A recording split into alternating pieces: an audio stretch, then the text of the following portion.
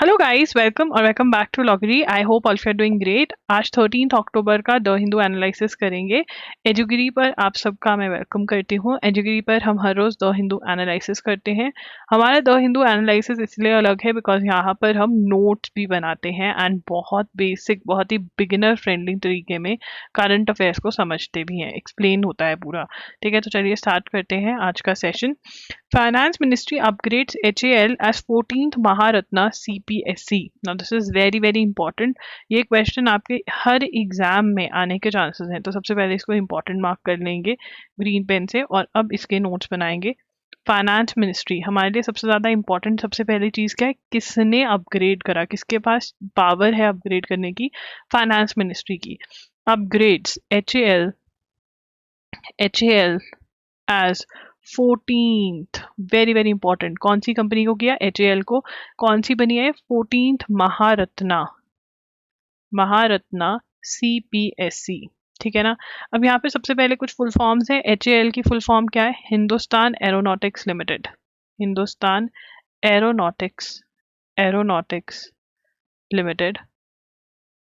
ठीक है। CPSC is central public sector enterprise. तो जो गवर्नमेंट कंपनीज होती है उनको कैटेगराइज किया हुआ है और अब ये क्या बन गई है? महारत्ना। और वो भी 14th। दिन में 24 घंटे होते हैं, -10 14। ठीक है। The status is expected to give company more autonomy. मतलब कंपनी मोर ऑटोनॉमी मतलब independence in financial and strategic matters.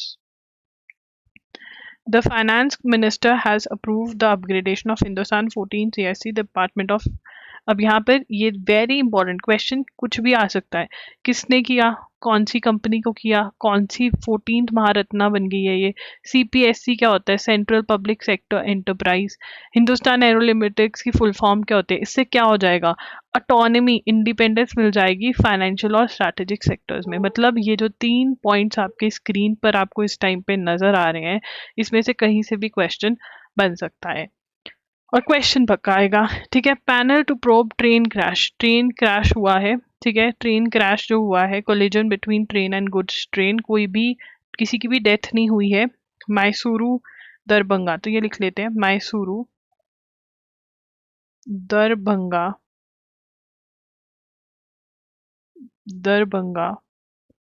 Bagmati express derailed. ठीक है ना। No deaths in near Chennai में near name of the train यही आ सकता है।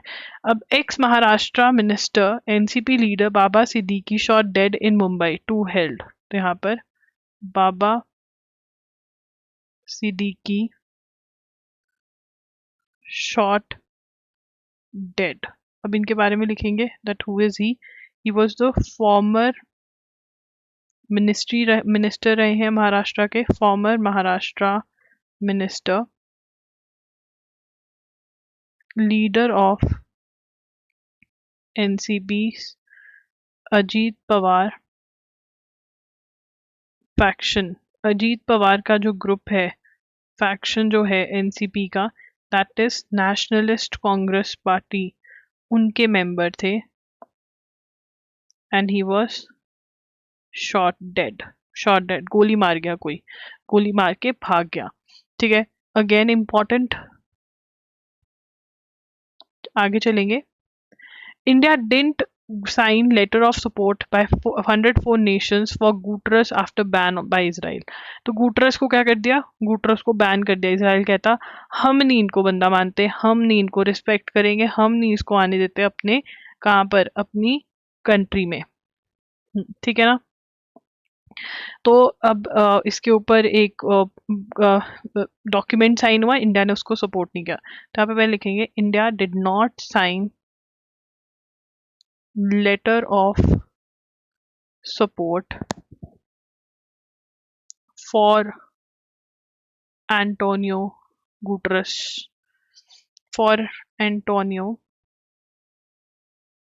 Guterres, ठीक है ना, after ban by Israel. Letter सबसे पहले लिखेंगे लेटर साइंड बाय 104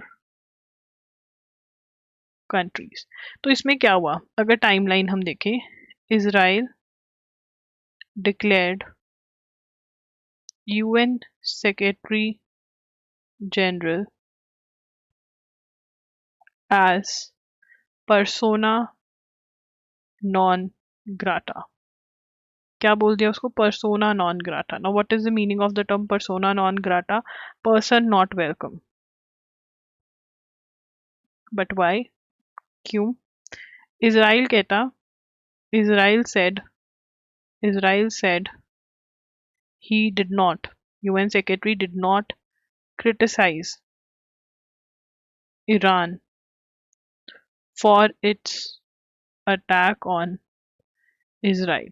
इसराइल पे ईरान ने मिसाइल अटैक किया, तो वो कहते हैं कि यूएन सेक्रेटरी जनरल जो कि एंटोनियो गुटरस हैं, उन्होंने इसको क्रिटिसाइज नहीं किया, इसलिए हम इनको पर्सोना नॉन ग्राटा मतलब पर्सन नॉट वेलकम डिक्लेयर करते हैं। ये इसराइल एंटर नहीं कर सकता, हम इसके ऊपर बैन लगाते हैं। इंडिया ने ये लेटर जो आया कि ये गलत किया है वो साइन नहीं किया। कितने लोगों ने वो साइन किया? 104 कंट्रीज ने साइन किया। कितने? 104 कंट्रीज ने ये साइन किया। India was a notable exclusion from a letter sign by 104 countries including European and African countries as well as much of the global south that condemned Israel for banning United Nations। तो united तो ये letter में, letter किस लिए था? Letter condemned Israel for banning United Nations Secretary General। ठीक है, while India has broken with Global South on a number of resolutions that are critical of Israel, abstaining in at least 4 major। तो यहाँ पर India जो है इसका साथ नहीं दे रहा है, ये लेटर इंडिया ने साइन नहीं किया है।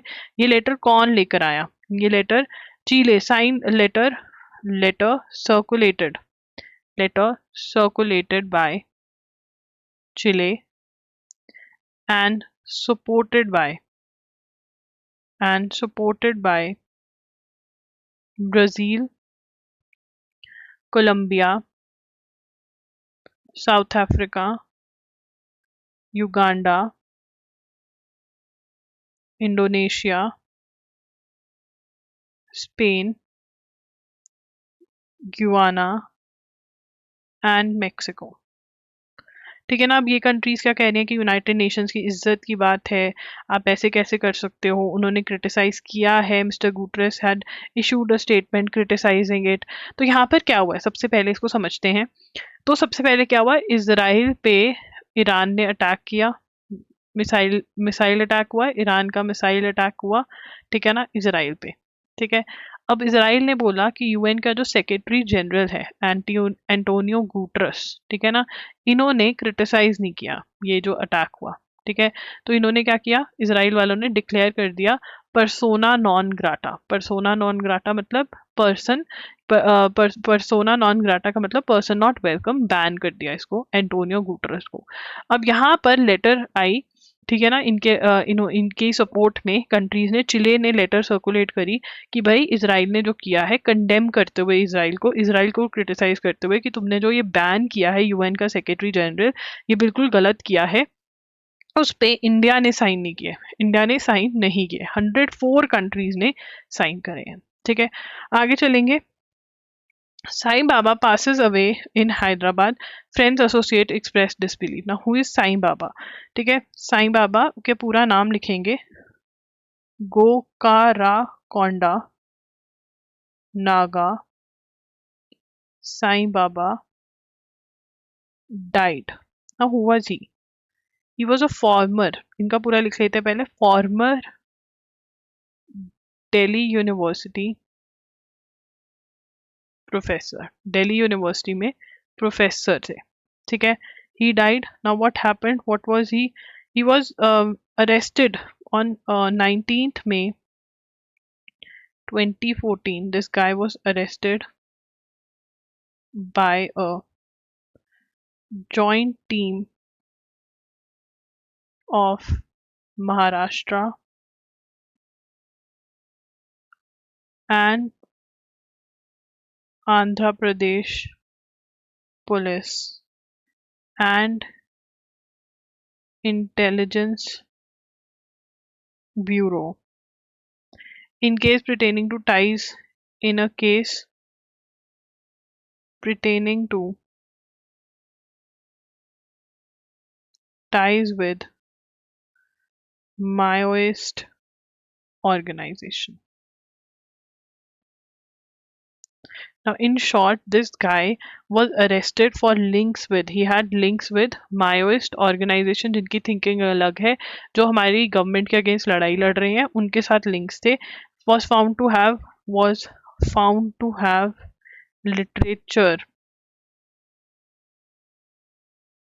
related to Maoist plan to circulate. और ये जो लिटरेचर मतलब कुछ कॉपीज की मायोइस्ट प्लानिंग ये है वो है, ठीक है ना, और उसको सर्कुलेट करने का प्लान था. Stayed in he released from jail in on 7th March 2024. तो 7th March 2024 this guy was released from jail, ठीक है ना. Now he has died. तो ये क्योंकि he was arrested for Maoist links and then he was released, Supreme court ने कहा था कि just because you have literature you can not be said that you are associated with a wrong association with a unlawful organisation. So अभी release हुए थे and now he has died. He died like operation हुआ था, post surgery कुछ complications आ गए and उसकी वजह से he died. The call for restoration of statehood. Jammu and Kashmir में elections हुए. What is Jammu and Kashmir? It is a union territory. Jammu and Kashmir is a, ये लिखेंगे, call for J&K. किसकी बात कर रहे हैं ये? J&K statehood की बात कर रहे हैं. तो J&K statehood की बात कर रहे हैं. तो J&K, what is J&K right now? J&K is a union territory. What is J&K? J&K is a union territory. What is a union territory? Union territory is controlled by whom? Union territories are controlled by central government. Central government control करती है. Through whom? Through governor. तो governor के पास major powers होती हैं. अब no doubt यहाँ पर elections हुए, चीफ मिनिस्टर बन गए हैं, बट स्टेटहुड की कॉल हो रही है कि इसको स्टेटहुड बना दिया जाए. सुप्रीम कोर्ट ने रिस्टोरेशन ऑफ स्टेटहुड को take place at the earliest as soon as possible. Supreme court ने भी बोला था कि कर देना चाहिए. तो यहाँ पर सेकेंड पॉइंट लिखेंगे, दिसंबर 2023 judgement. Supreme Court said statehood should be restored as soon as possible. ठीक है. तो यहाँ पे आर्टिकल 370 हटा दिया गया था और तब जो है स्टेट से जम्मू एंड कश्मीर को क्या बना दिया गया? यूटी बना दिया गया. उसके बाद आगे चलेंगे. India on Saturday term the latest incidents that unfolding in Durga Puja pandal. तो बांग्लादेश के अंदर हिंदूज के अगेंस्ट दोबारा से अटैक्स वगैरह हो रहे हैं.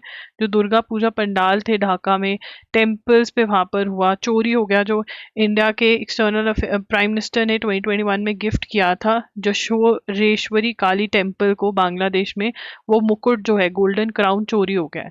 तो ये हाल है बांग्लादेश के. नोबेल पीस प्राइज डिक्लेयर हो गया है, बात करेंगे उसके बारे में, यहाँ पर नहीं करेंगे. Chinese naval fleet visited Bangladesh. Chinese naval fleet visited Bangladesh. ठीक है. चाइनीज जो नेवल फ्लीट है उसने कहाँ विजिट किया है? बांग्लादेश विजिट किया है. ये लिख लिया. उसके बाद कौन सा पोर्ट जो है, ठीक है ना, चितागोंग port.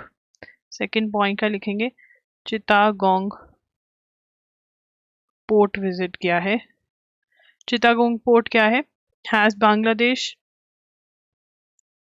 Has been building a dock in Chittagong with Chinese help.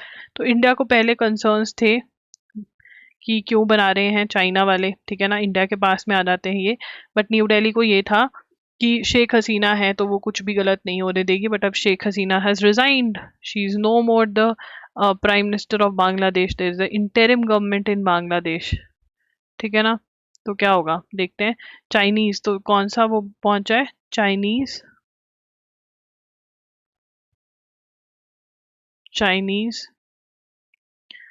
Plant ask group 83, ये ठीक है। अब आगे चलेंगे। नो मोर हिबाकुशा। अब यहाँ पे ध्यान से समझेंगे हिबाकुशा क्या है। It has been 79 years since two cities of Hiroshima and Nagasaki were pulverized by two atom bombs. Atomic attack हुआ था, ये हम सबको पता है। नहीं पता तो अभी पता चल गया, कोई दिक्कत वाली बात नहीं है, कोई बड़ी मतलब बहुत बड़ी बात है। बट नहीं पता तो ठीक है, ठीक है ना। हाँ, कभी कभी होता है, कई लोग बोलते हैं अरे तुम्हें नहीं पता, नहीं बता रहे। अब यहाँ पर हमें इसके साथ साथ में नोट्स बनाएंगे, ठीक है ना। नोबेल पीस प्राइज लिख लेंगे ऊपर, नोबेल पीस प्राइज, ठीक है ना।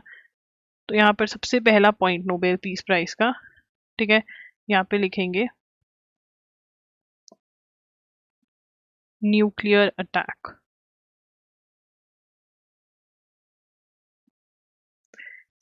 तो two cities 79 years ago,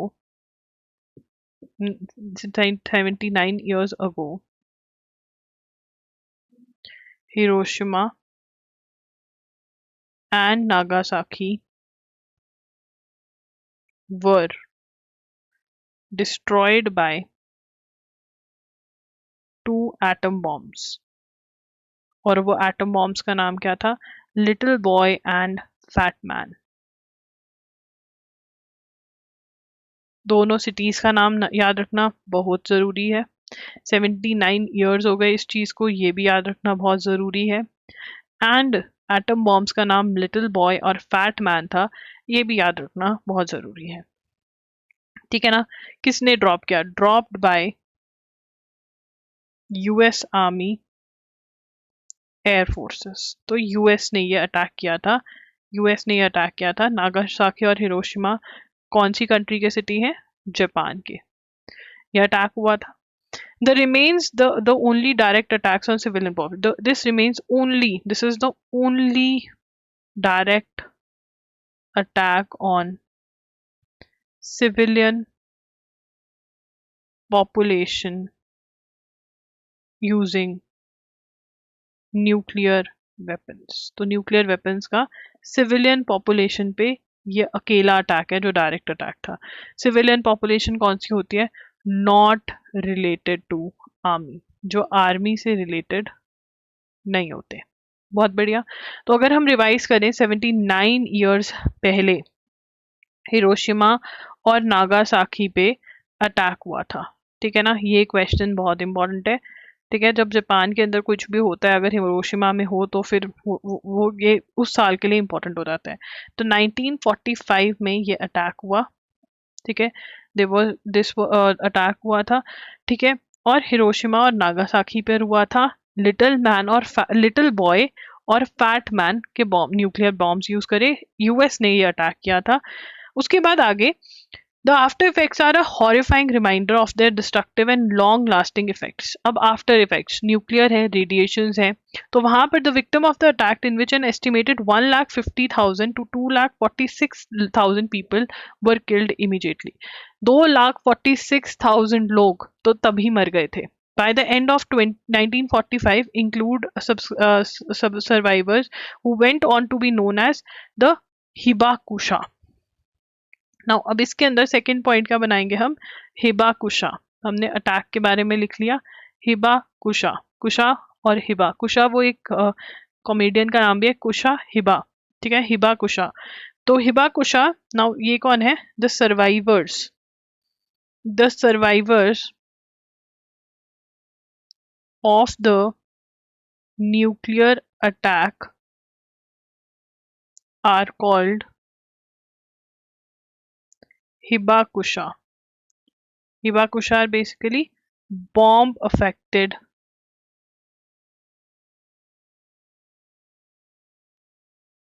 They are bomb affected people. Today the combined number of Hibakusha who are alive is officially इतने लोग हैं जो जिंदा हैं, ठीक है ना. अब उसके their average age is 85.6 years. 85.6 years उनके एवरेज एज है. By awarding the Nobel peace prize, ठीक है, इनको क्या मिला है, अवॉर्डेड. अब यहाँ पर हम किसी और कलर के पेन से लिख लेते हैं. Second point, awarded Nobel peace prize for 2024 to, किसको दिया गया ये, निहॉन हिडांक्यो और Japan confederation of atomic and hydrogen bomb sufferers organization. So this organization has been awarded, क्या दिया गया, awarded नोबेल प्राइज फॉर 2024. किसको दिया गया है, निहॉन हिडांक्यो को, या फिर जिसको बोलते हैं Japan confederation of atomic and hydrogen bomb sufferers, जिनको सफर करे, ऑर्गेनाइजेशन. अब ये कब ऑर्गेनाइजेशन फॉर्म हुई थी, ऑर्गेनाइजेशन के बारे में लिखेंगे. Group formed in group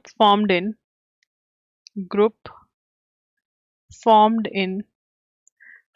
by hibakusha. Hibakusha कौन है, जो बॉम्ब से इफेक्टेड थे, न्यूक्लियर से, इन 1956. The Norwegian Nobel Committee finally recognized the yeoman efforts taken by the group to improve health and, ठीक है ना, recognized, award से क्या recognize किया, recognized the efforts taken by the group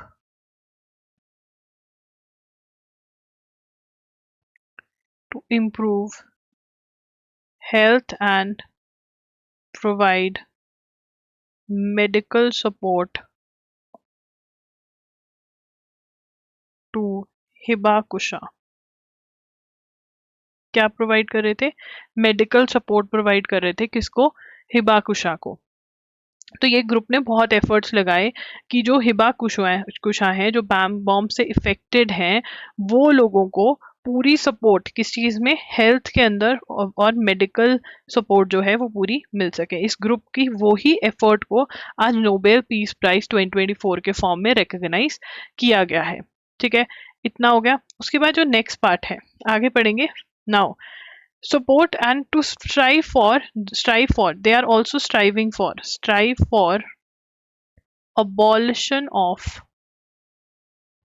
nuclear weapons. Now what are they striving for, किस चीज की abolition की बात करें, they are striving for abolition of nuclear weapon. और इनका स्लोगन क्या है, slogan, what is their slogan, slogan is no more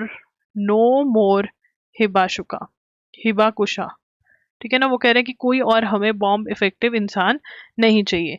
pinches his cheek and holding back tears, co-chair Toshiyuki Miyake said in press conference in Hiroshima that the award would give a major boost to the efforts to abolish nuclear weapons, and also said it was the governments that waged wars and not citizens who yearned for peace. तो government लड़ाई करते हैं, citizens तो piece चाहते हैं. Please abolish nuclear weapons. We are still alive. That is wish of 1,14,000 Hibakusha. In the first decade since August 1945, many survivors had to go through ordeals such as unknown sickness. अब वो बता रहे हैं कि attack के बाद क्या हुआ. There was little scope for organization during the US occupation following Japan's defeat in Second World War. जब US ने ऑक्यूपाई कर लिया था जापान को, तब तो इतना ज़्यादा इस ऑर्गेनाइजेशन का मतलब नहीं था. As the occupying force censored publication that focused on the suffering of hibakusha. तो यूएसए ने क्या कर दिया था, सेंसर कर दिया था, पब्लिश नहीं होने देते थे अगर ये कुछ भी सफरिंग के बारे में पब्लिश करते थे। तो इनकी जो सफरिंग पब्लिकेशन थी वो यूएसए जिसने ऑक्यूपाई कर लिया था जापान को, वो पब्लिश नहीं होने देता था। तो हमें पता चलता है कि यूएस कितना ही अच्छा है, जो ह्यूमन राइट्स के बारे में आज की डेट में इतनी सारी बातें करता है, ठीक है ना, वो कितना अच्छा था अपने टाइम में। द एंड ऑफ द, जब यूएस की ऑक्यूपेशन खत्म हुई, ठीक है ना, the impetus to organise the Lucky Dragon 5 incidents. तो उसके बाद कौन सा इंसिडेंट हुआ, Lucky Dragon 5 incidents, Lucky Dragon 5 incident. इसमें क्या हुआ, लकी ड्रैगन 5 इंसिडेंट में, in which Japanese tuna fishing vessel got exposed to radioactive fallout from US hydrogen bomb. तो यूएस हाइड्रोजन बॉम्ब टेस्ट कर रहा था 1954 के अंदर, ठीक है ना, 1954 के अंदर, यस, यूएस टेस्ट कर रहा था, और वो उनकी जो टूना फिशिंग वेसल है उसके ऊपर रेडियो एक्टिव एक्सपोज हो गया था, ठीक है ना, हाइड्रोजन बॉम्ब टेस्ट कर रहा था यूएस, तब भी ये हुआ, ठीक है। And its aftermath acted as catalyst for the formation of हिकांडियो। तो this led to formation of Hidankyo क्यों। तो हिडांक्यो जो है, this led to the formation, कि एक बार अटैक हो गया था, ठीक है ना, this led to the formation of Hidankyo, ठीक है ना। तो हिडांक्यो कब आया, 1956 में, ठीक है।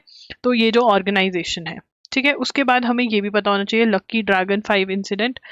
उसके बाद at the very outset Hidankyo was able to, यहाँ पे चलेंगे, at the very outside Hidankyo was able to criticize two fundamental demands, the elimination of nuclear weapons and relief for the hibakusha. तो इन्होंने क्या किया, एलिमिनेट न्यूक्लियर वेपन्स खत्म करवा दिए, ठीक है, और रिलीफ और हिबाकुशा, ये demand for relief of hibakusha मतलब जो बॉम्ब से इफेक्टेड लोग थे।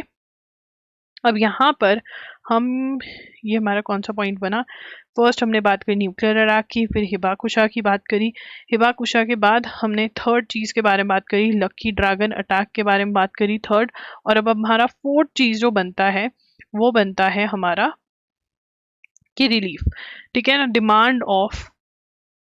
डिमांड्स फॉर रिलीफ, ठीक है ना, रिलीफ की डिमांड किससे करी, ठीक है, यूएसए से करें, जापान से करें, ठीक है ना, वर डायरेक्टेड एट जापानीज गवर्नमेंट, ठीक है ना, जो डिमांड थी वो किसके ऊपर डायरेक्टेड थी, जापानीज गवर्नमेंट थे, rather than USA, US, because Japanese rights to damages during the war were waived by the San Francisco Peace Treaty. San Francisco Peace Treaty was signed between Japan and Allied forces in 1951। अब यहाँ पर वो बता रहे हैं कि जो demand था कि हमारी मदद करो, हम जो बॉम्ब से इफेक्टेड लोग हैं, न्यूक्लियर बॉम्ब से इफेक्टेड लोग हैं, ठीक है ना, हमारी मदद करो। तो अब ये मदद किससे मांग सकते थे, एक तो जापान से क्योंकि ये जापान के लोग हैं, और दूसरा यूएसए से क्योंकि यूएसए ने ये अटैक किया था, दूसरा यूएसए से क्योंकि यूएसए ने ये अटैक किया था, ठीक है। बट वो कहते कि हम यूएसए से नहीं मांग सकते थे। यूएसए से क्यों नहीं मांग सकते थे, यूएसए से हम इसलिए नहीं मांग सकते थे क्योंकि यहाँ पे लिखते हैं because Japanese rights to damage during the war were waived off by पर एक ट्रीटी हो गई थी, सैन फ्रांसिस्को ट्रीटी हो गई थी, किसके बीच में? Sign between Japan and allied forces. ठीक है, जापान और अलाइड फोर्सेस के बीच में हो गई थी। अलाइड फोर्सेस में कौन कौन था, ये भी एक क्वेश्चन है। तो अलाइड फोर्सेस के अंदर was great Britain, United states and Soviet union. ठीक है ना, इनके साथ अग्रीमेंट हो गया था कि they are not liable. In 1951 में ये अग्रीमेंट हो गया था, we are not liable for the damage. ठीक है ना। और एलाइड के बाद एक और पावर थी एक्सेस, जिसके कौन कौन पार्ट था? जर्मनी, इटली और जापान। कौन कौन पार्ट था इसका? जर्मनी। एक्सेस पावर में कौन कौन थे? जर्मनी, इटली और जापान। ठीक है ना।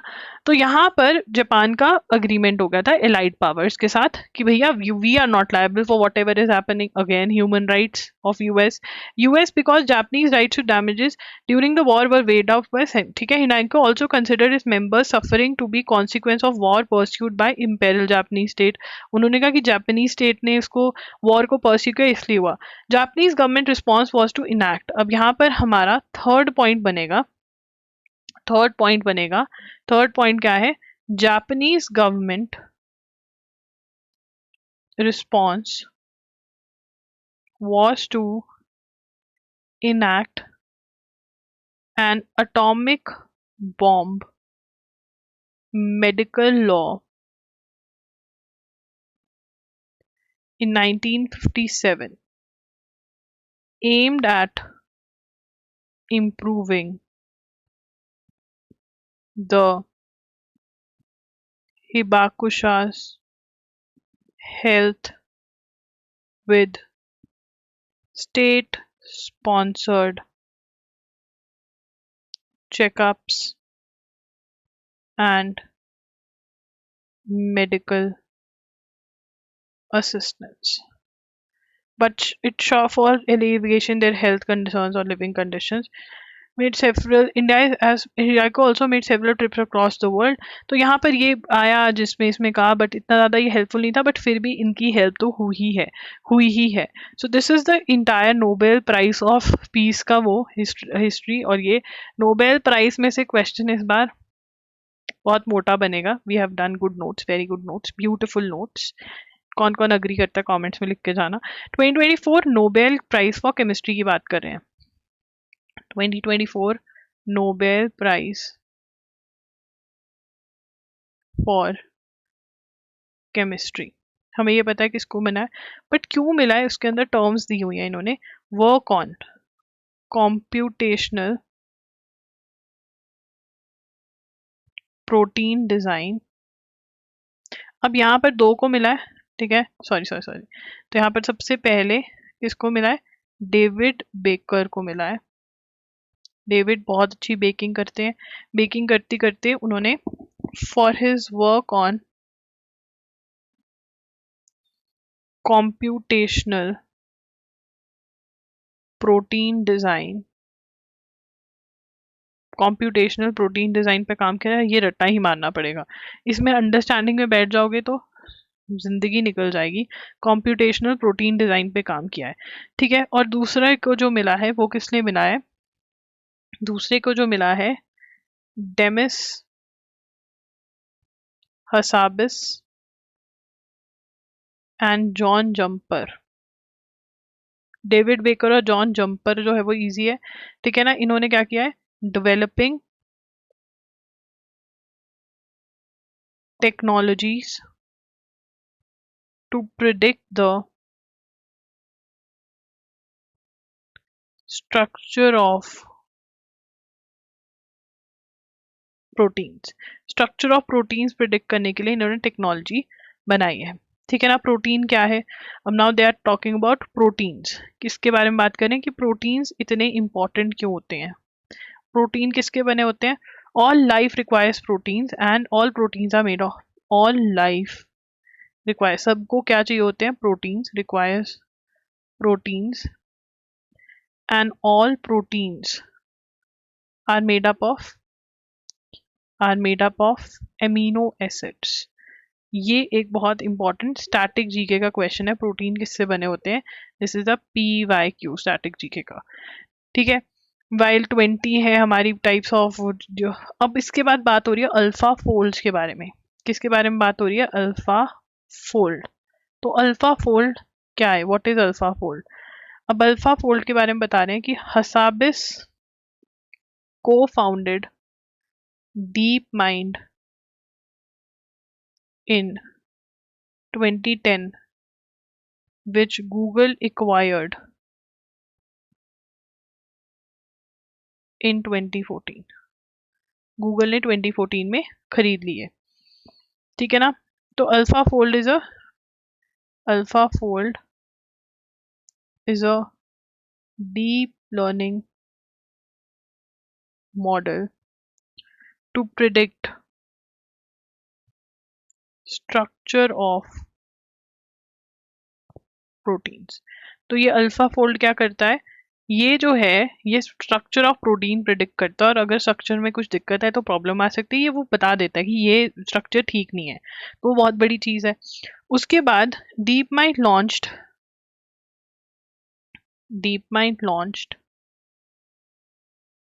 its successor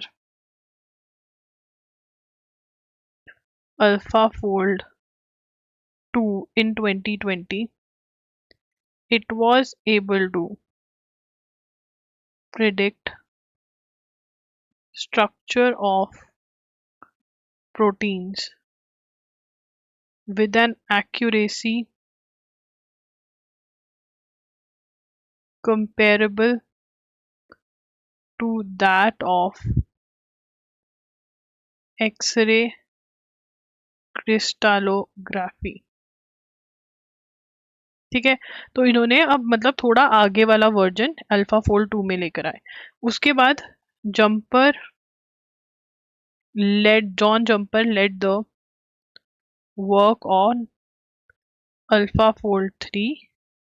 और अल्फा फोल्ड 3 में क्या हुआ? Can predict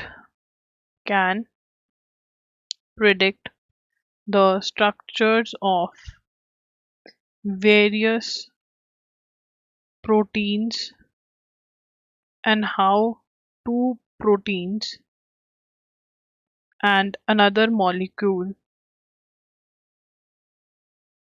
might interact। ठीक है ना। तो ये है अल्फा फोल्ड का सारा कि कब क्या हुआ। तो ये क्वेश्चन मोस्ट प्रोबेबली यही आएगा, ठीक है ना। बट ये अल्फा फोल्ड वाली कहानी भी पूछ सकते हैं। मोटा मोटा यही है कि प्रोटीन का स्ट्रक्चर जो है वो एआई को यूज करते हुए प्रोटीन का स्ट्रक्चर आइडेंटिफाई करने का करा इन्होंने। उसके बाद Nobel prize for medicine of physiology micro RNA, discovery of micro RNA के लिए मिला है, ठीक है। नोबेल प्राइज फॉर मेडिसिन और फिजियोलॉजी किसके लिए मिला है? Discovery of micro RNA and its role in post transcriptional gene regulation, ठीक है। उसके बाद माइक्रो आरएनए के लिए मिला है, ठीक है। माइक्रो आरएनए की फुल फॉर्म क्या होती है? मैसेंजर आरएनए, ठीक है। Micro RNA messenger RNA. तो ये मैसेज देता है mRNAs are translated so that proteins are made according to the genetic instruction stored in DNA. ये पढ़ लेते हैं। Now messenger RNA via process and then on the cell of production. तो ये मतलब ये करते हैं, इतनी डिटेल में जाने की जरूरत नहीं है। वैसे mRNAs are translated so that proteins are made according to genetic instruction of DNA. तो मतलब mRNA बताता है कि प्रोटीन का स्ट्रक्चर कैसा होना चाहिए जो डीएनए की इंस्ट्रक्शन होती है। तो मैसेंजर इसको तभी बोलते हैं। उसके बाद आ गया फिजिक्स हमने कर लिया। अब आ गया ZDLINX space labs to launch 5 multi functional satellite. अब ये इसका नाम थोड़ा ZD लिंक्स जो है ये कंप्यूटर में जरूर होता है। XD लिंक्स स्पेस लैब्स क्या है? An Indian space technology startup develops nano and micro satellites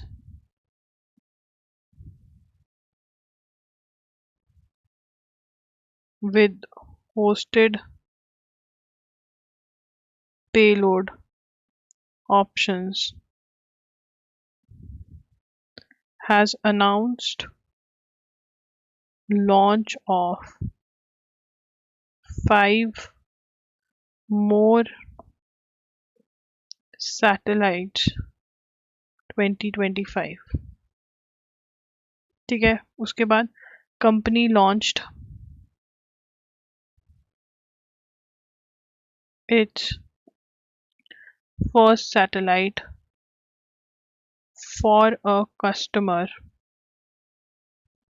in Feb 2023 from ISRO facility.